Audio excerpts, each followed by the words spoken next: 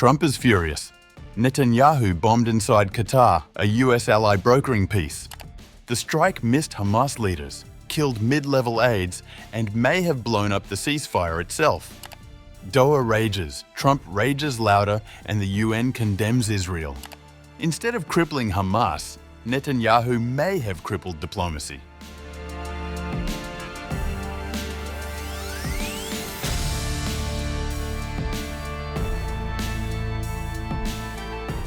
Questions are mounting within the Trump administration about whether Israeli Prime Minister Benjamin Netanyahu is deliberately sabotaging ceasefire negotiations with Hamas.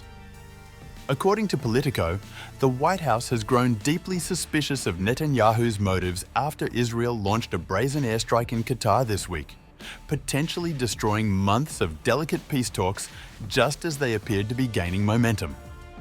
A person close to Trump's team said, "Every time they're making progress, it seems like he bombs someone. That's why the president and his aides are so frustrated with Netanyahu."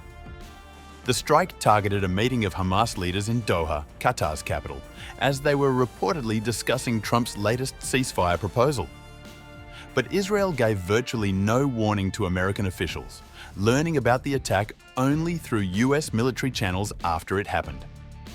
A defense official quoted by Politico said, "The vague notice given was wholly insufficient and lacked the specifics needed to adequately warn regional partners." Trump's anger was unmistakable in his public response. Unilaterally bombing inside Qatar, a sovereign nation and close ally of the United States, that is working very hard and bravely taking risk with us to broker peace, does not advance Israel or America's goals. However, the public criticism was nothing compared to what happened behind closed doors. Trump's phone call with Netanyahu on September 10th was described as heated by sources close to the administration. The president was very displeased, and he made that known. This marks a dramatic shift in the relationship between the two leaders. When Trump visited the Middle East in May, he notably skipped Israel entirely, telling leaders in Saudi Arabia, Qatar, and the United Arab Emirates that he had already grown frustrated with Netanyahu's approach. The administration now faces the delicate task of repairing relations with Qatar, whose leaders used words like barbaric to describe the Israeli strike. Qatar's Prime Minister, Sheikh Mohammed bin Abdulrahman bin Jassim Al Thani, is expected to meet with Trump, Vice President J.D. Vance, and Secretary of State Marco Rubio on September 12th to discuss the fallout.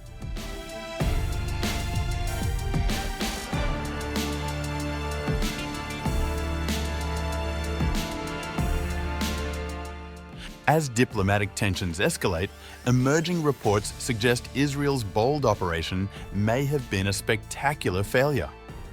According to local reports, the Israeli security establishment now believes the Doha strike failed to kill any of its intended targets. Channel 12 News reported that Israeli sources indicated the majority of the targets of the operation were not killed, with Jerusalem still hoping that perhaps one or two senior Hamas officials were eliminated, though even this seemed increasingly doubtful. The strike was meant to decapitate Hamas leadership as they gathered in Doha.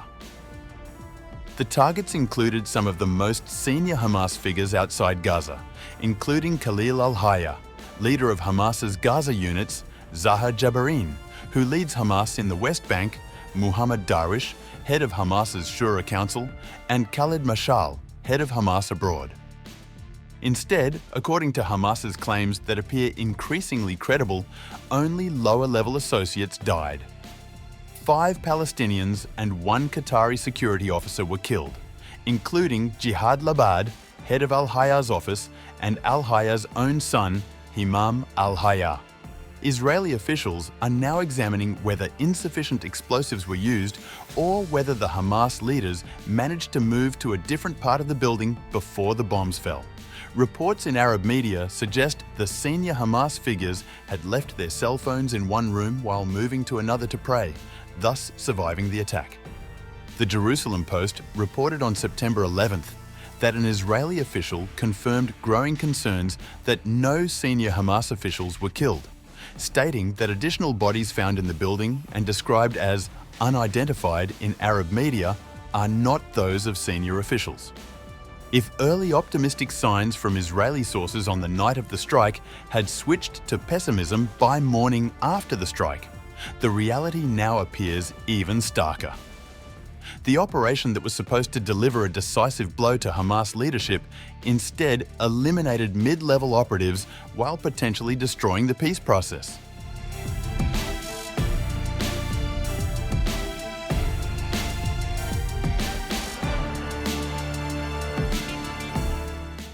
Hamas wasted no time in framing the failed strike as an assault on diplomacy itself. In a televised speech on September 11th, Hamas official Fawzi Barhoum declared, "This crime was an assassination of the entire negotiation process. We affirm that the U.S. administration is a full accomplice in this crime."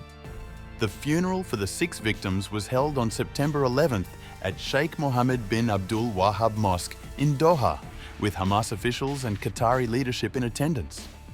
Notably absent, however, were the senior Hamas leaders supposedly targeted in the strike, including Khalil al-Hayya, despite his son being among the dead. Barhoum made clear that the failed assassination attempt would not change Hamas's negotiating positions.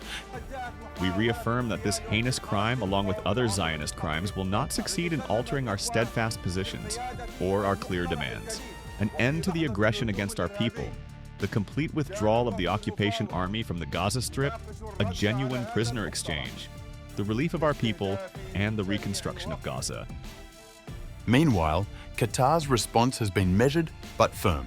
At the UN Security Council meeting on September 11th, Qatari Prime Minister Al Thani accused Israel of trying to derail peace efforts while showing no regard for hostages held by Hamas. We will continue our humanitarian and diplomatic role without any hesitation in order to stop the bloodshed. The UN Security Council issued a rare joint statement condemning the strike, notably backed by the United States, reflecting Trump's displeasure with Netanyahu's decision.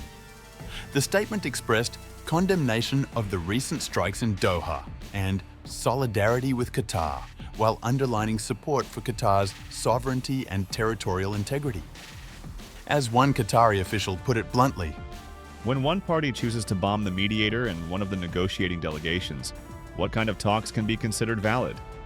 Netanyahu remained defiant, warning Qatar to either expel Hamas officials or bring them to justice, because if you don't, we will.